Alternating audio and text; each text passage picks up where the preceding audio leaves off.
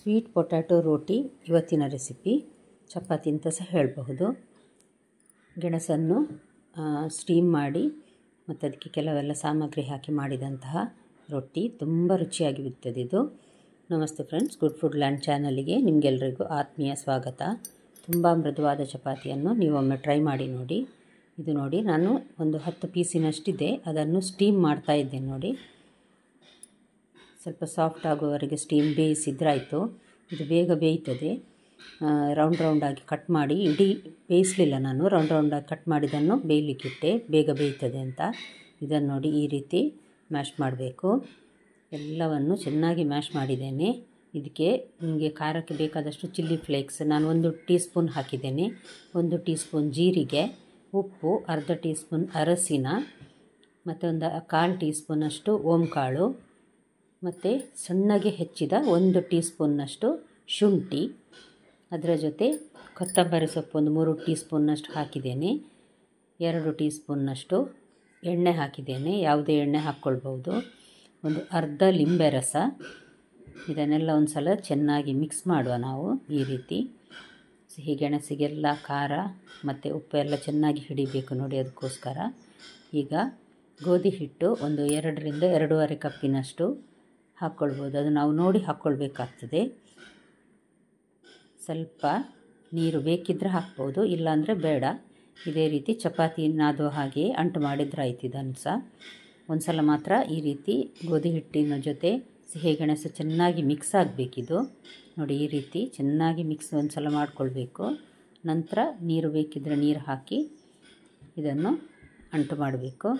ಮಾಡಿ ಒಂದು 5-10 ನಿಮಿಷ ಇಟ್ಟರೆ ಸಾಕು. ಜಾಸ್ತಿ ಏನು ಹೊತ್ತು ಇಡಬೇಕಾಗಿಲ್ಲ ನೋಡಿ. ತುಂಬ ಸಾಫ್ಟಾಗಿ ಬರ್ತದೆ ಈ ರೋಟಿ.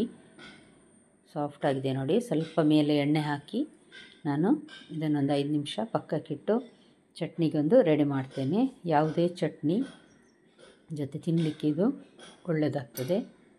ಮಕ್ಕಳಿಂದ ಹಿಡಿದು ದೊಡ್ಡವರವರೆಗೂ ಇಷ್ಟಪಟ್ಟು ತಿನ್ನುವಂತಹ ರೆಸಿಪಿ. ನಾವು ಗೆಣಸು ಹಾಕಿ ಮಾಡಿದ್ದೇವೆ ಅಂತ ಗೊತ್ತೇ ಆಗೋದಿಲ್ಲ.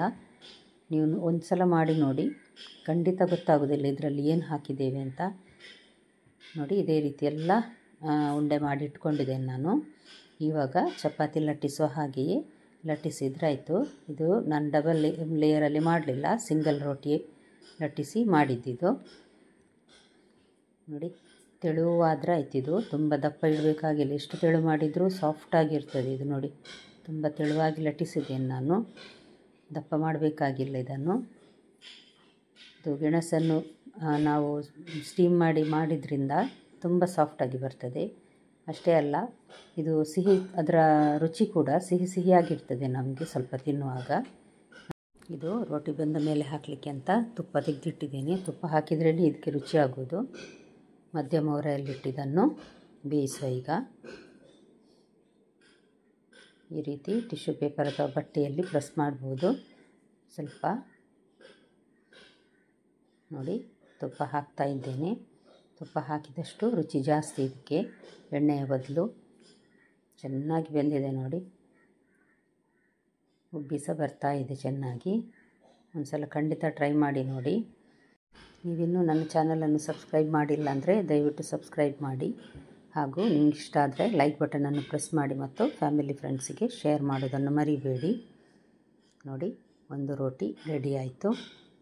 ಎಷ್ಟು ಚೆನ್ನಾಗಿ ಕಾಣ್ತದಲ್ಲ ನೋಡಿ. ಇನ್ನೊಂದು ರೋಟಿಯನ್ನು ಅದೇ ರೀತಿ ನಾನು ಬೇಯಿಸ್ತಾ ಇದ್ದೇನೆ, ಮಧ್ಯಮ ಉರಿಯಲ್ಲಿಟ್ಟು. ಬಣ್ಣ ಅರಸಿನ ಹಾಕಿದರೆ ಸ್ವಲ್ಪ ಬಣ್ಣ ಚೆನ್ನಾಗಿ ಬರ್ತದೆ ಅಂತ ಹಾಕಿದ್ದೇನೆ. ಹಾಕಲೇಬೇಕು ಅಂತ ಏನು ಇಲ್ಲ. ಸ್ವಲ್ಪ ಸಕ್ಕರೆ ಸಹ ಬೇಕಿದ್ದರೆ ಅಂಟು ಮಾಡುವಾಗ ಹಾಕ್ಕೊಳ್ಬೋದು. ಇದು ಗೆಣಸು ಸಿಹಿಯಾಗಿರೋದ್ರಿಂದ ನಾನು ಹಾಕಲಿಲ್ಲ ಅದಕ್ಕೆ. ಮಕ್ಕಳಿಗೆ ಕೊಡುವಾಗ ಸ್ವಲ್ಪ ಬೇಕಿದ್ದರೆ ಹಾಕ್ಬೋದು ನೋಡಿ. ಎಲ್ಲ ರೋಟಿ ರೆಡಿ ಆಯಿತು. ಇವತ್ತಿನ ರೆಸಿಪಿ ನಿಮಗೆ ಇಷ್ಟ ಆಗಿರ್ಬೋದು ಫ್ರೆಂಡ್ಸ್.